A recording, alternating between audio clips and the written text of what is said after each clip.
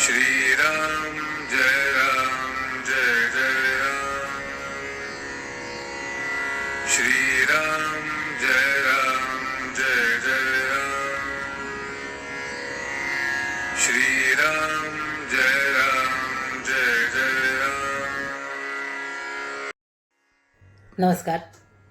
आज दिनांक 25 डिसेंबर। श्रीराम जय जय राम।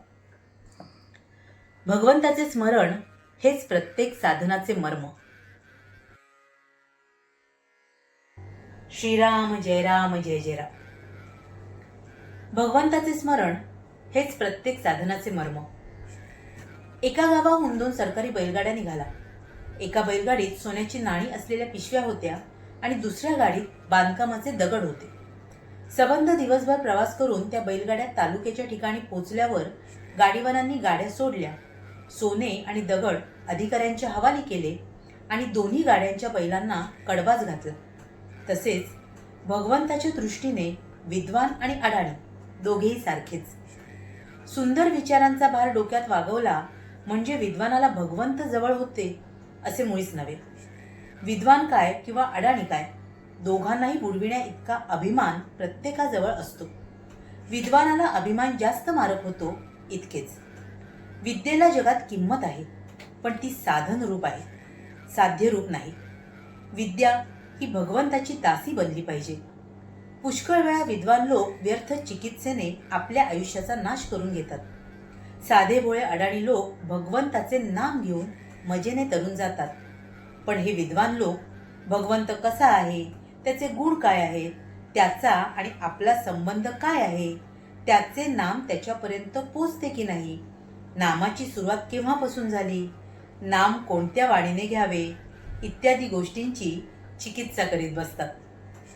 आणि ती इतकी करतात की शेवटी आयुष्याचा अंतकाल येतो आणि नामाची चिकित्सा तेवढी पदरात पडते। नाम घेण्याचा आनंद काही मिळत नाही। म्हणून शहाण्या विद्वानाने चिकित्सा करायचीच तर नाम घेत करावी। ज्याच्या अंगी मीपणा आहे त्याने चूक केली तर भगवंत त्याचे प्रायश्चित्त देतो, पण ज्याच्या अंगी मीपणा नाही त्याच्या हातून चूक घडली तर भगवंत ती सांभाळून घेतो। समजा आज आपल्या हातून चूक झाली, अगदी जाणतेपणाने झाली, तरी आपण जर पश्चाताप पाहून भगवंताला शरण गेलो तर खात्रीने तो क्षमा करतो। आपण आपले मागले घडलेले सर्व भगवंताला अर्पण करावे, मग पुढची जबाबदारी त्याच्यावर पडते। प्रत्येक भक्ताने साधनाचे कष्ट स्वतःच सोसले पाहिजेत। कितीही मोठा गुरु असला तरी त्या बाबतीत तो काहीही करू शकत नाही, फार तर त्या कष्टांची त्याला जाणीव होऊ देणार नाही। आपले मन आपणच आवरले पाहिजे आणि आपल्या वृत्तीला आपणच वळविले पाहिजे। साधन करीत असताना येणाऱ्या अवस्था आपण शांतपणे सोसल्याच पाहिजेत। भगवंताकडे जायची साधने पुष्कळ आहेत। इतर साधनांचे कष्ट करून जे साधते तेच थोडे नाम घेतल्याने साधते, पण नामावर तशी श्रद्धा मात्र पाहिजे। प्रत्येक साधनाचे मर्म म्हणजे भगवंताचे स्मरण होय।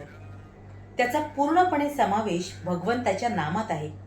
म्हणून ज्याला लवकर भगवंत गाठायचा आहे त्याने एका नामाचीच कास धरावी। नामाबद्दलच्या सर्व शंका नाम घेतल्याने आपोआपच नाहीशा होतात। श्रीराम जय जय राम। आपल्या आयुष्याचं मूळ शाश्वत आणि अंतिम साध्य खरं तर एकच आहे, आणि ते म्हणजे आपल्या भगवंताची प्राप्ती। आणि या भगवंताच्या प्राप्तीकरता खरं तर अनेक साधनं असतात, पण त्यातही महाराज म्हणतात तसं नाम हे भगवंताच्या अगदी जवळ आहे। ते आपल्याला त्याच्याशी जोडणार आहे अगदी सहजपणे। आणि म्हणूनच आपण आपल्या गुरुने दिलेलं हे नाम जर सातत्याने प्रेमाने निष्ठेने घेत राहिलो तर आपला भगवंत आपल्याला सहज साध्य आहे खरं तर। म्हणूनच आपण आजपासूनच हा निश्चय करूया की आपल्या गुरुने दिलेलं हे जे नाम आहे ते आपण सातत्याने घेऊ आणि आपल्या भगवंताची प्राप्ती करून आपलं आयुष्य सुफल संपूर्ण करू। हीच त्या गुरुचरणी प्रार्थना। तुम्हा साऱ्यांसाठीच खूप सारी गुरु ब्लेसिंग्स। श्री स्वामी समर्थ। जय गुरुदेव।